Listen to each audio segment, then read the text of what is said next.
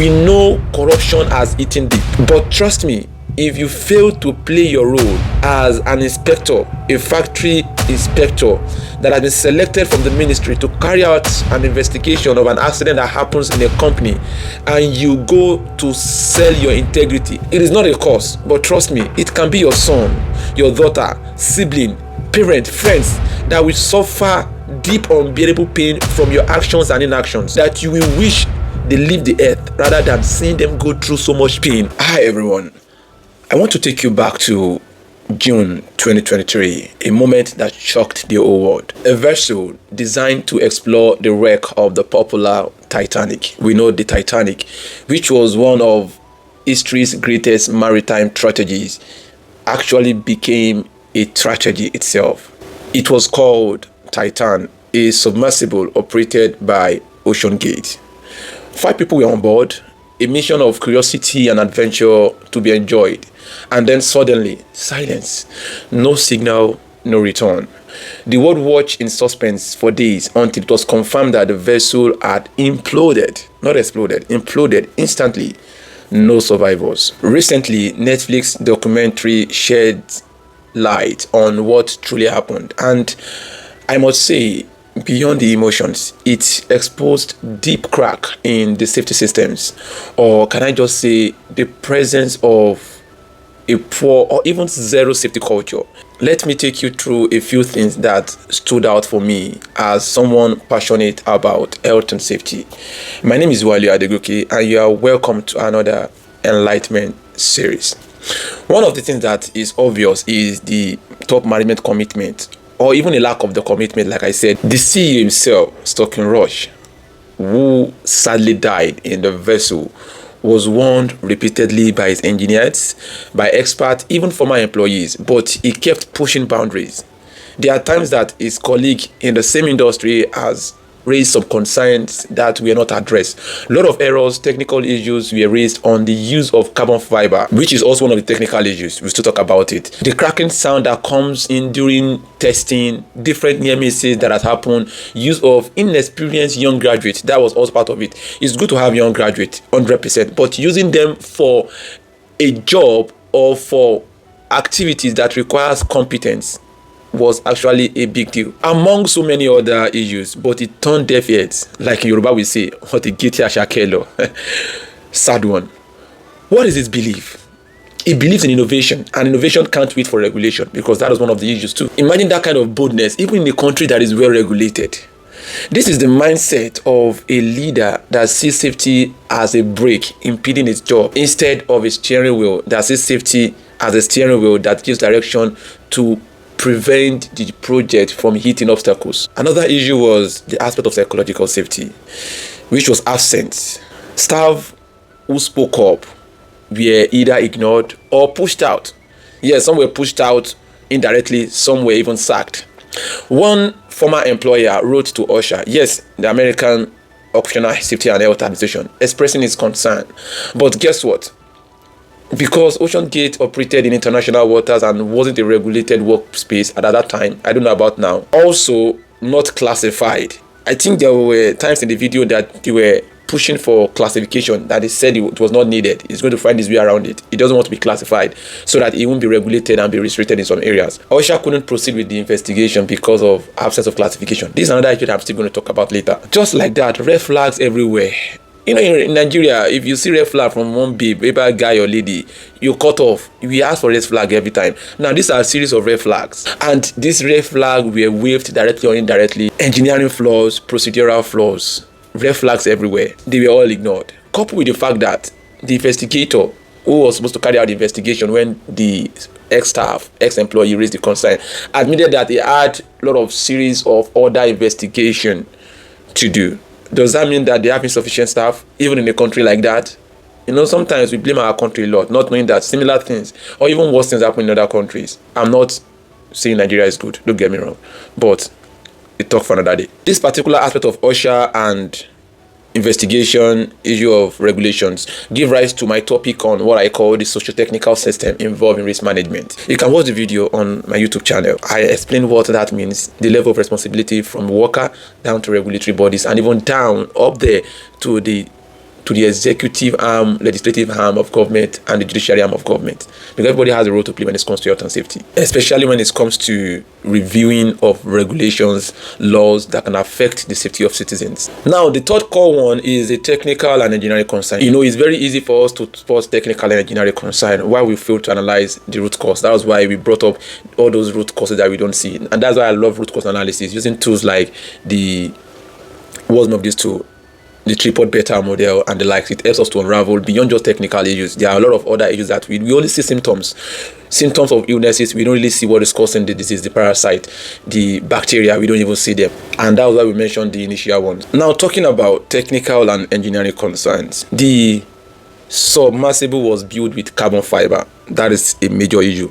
Cheaper, yes, but it is untested for deep sea pressure. We have this issue of companies always trying to cut costs. It has consequences. There was no external classification society approving the design that, okay, you can use carbon fiber. It hasn't been used before, even though it has some advantage, which includes that engineering-wise, technically, it is lightweight, which is an advantage. It helps to reduce the overall weight, which gives rise to more space, because there won't be a lot of other material to support the overall weight. So there'll be more space, fuel efficient, and it will give rise to buoyancy management. Even though that it has this advantage, there are no scientific evidence to prove that carbon fiber will withstand the deep sea water pressure. In simple terms, it is like flying a homemade plane around the Atlantic without clearance. That is what it means. One other thing that stood out for me is the aspect of disregard for safety standard. Like I've said severally, there was no formal certification, no third-party inspection. Everything was built on assumptions, overconfidence, arrogance, and the appetite to take risks. What we call risk appetite. It is good to have a level of risk appetite, but for the level of risk that you take, you should have extra control measures to be able to absorb that unforeseen circumstance that could occur. Maybe I will talk about risk appetite some other time. So as I watched this wonderful video, thanks to Dr. Omolade Dapo, my mentor, who actually brought our attention to that particular documentary, I couldn't help but reflect on our Nigerian situation. Right now, we are seeing exciting growth in engineering, design, manufacturing, technical innovations, and so many things, from drones to AI to hardware development and other new technological development across the sector. Whether I like it or not, it's happening. Nigeria should not be a testing ground. That is the bottom line. We must ask ourselves, are we learning from these global failures? Here's the truth. Too often in Nigeria, safety is only enforced after damage has been done. And many times, even after the damage has been done, we cry for a few days and the cycle continues. Otedola Bridge is an example. Accident investigation is a major issue in Nigeria, whether in the construction industry or the energy industry. Mostly, it ends with no final report shared for public consumption, no accountability, and no implementation of corrective action. That is, if there's even any corrective action to be implemented. The same thing is happening every time, no change. And even when the factory inspectorate department visits site after a major incident investigation feels more like a routine paperwork rather than the pursuit of truth. Shout out to all my colleagues that are working with the Federal Ministry of Labor and Employment. I have many of you guys that are very hardworking, very dedicated. I've called many of you several times that I observed that there was an accident here, please go there. And you people are always the one even pursuing me. Wali, now give us information, let us go. Want to prevent. You people are actually doing great. But structural wise, I believe that you and I know that there's more to be done. In sectors like tourism, which is beginning to also grow, and in the oil and gas, marine, aviation, the need for strict enforceable safety laws cannot be overemphasized.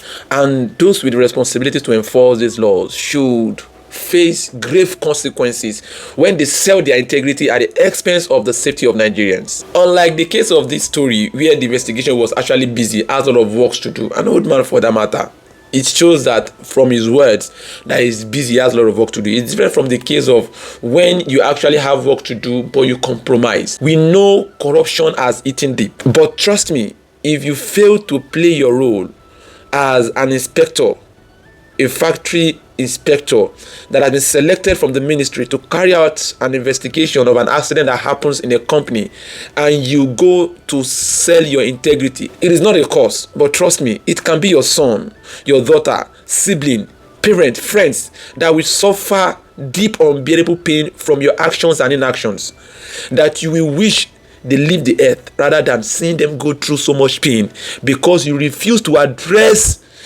a safety concern in your own little way. Unsafe practice, the consequence, it spreads. Karma is real. It is not a cause, it is a statement of fact. It is crazy. I mean, do you really want to wait until all this disaster consume your family members before you stop collecting those brown envelope at the expense of reporting organizations that exposes the workers to injuries, disability, and even death? Just let me calm down. I strongly believe it is time for Nigerians to take a bold step. We need a dedicated agency, and better yet, a full-fledged Ministry of Safety and Risk Management, a body with the teeth to investigate, regulate, enforce, and reform all issues of safety across all sectors. I've mentioned this several times. And this is because safety is not just a HSE department issue, safety department in a whole country with more than 200 million population. It is not just about fire drills or warning signs. It's not about PPE. It's not about talking.